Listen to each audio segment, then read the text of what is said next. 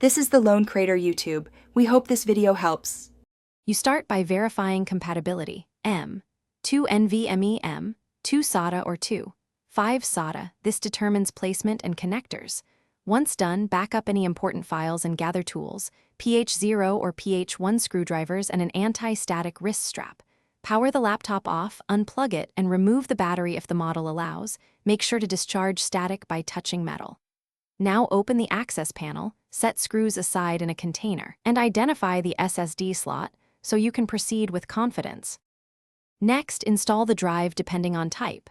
For M2, remove the standoff screw, insert the module at about a 30 degrees angle, press it down and secure it with the screw. This ensures solid contact with the connector. For 2, 5 SATA drives, mount the SSD in the laptop caddy or bracket, connect the SATA and power connectors, or use a USB to SATA adapter for external setup.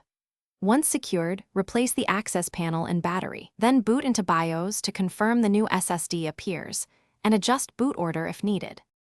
Finally, power into your operating system installer, or use disk management to initialize the drive. Pick GPT for UEFI systems or MBR for legacy BIOS, then partition and format. If you migrated from an old drive, clone the system image. Otherwise, perform a clean OS install and enable trim and any vendor drivers for optimal performance. If the SSD is not detected, reset the module, verify BIOS settings and firmware, and try another M2 slot or cable. This single troubleshooting step fixes most. Thanks for watching.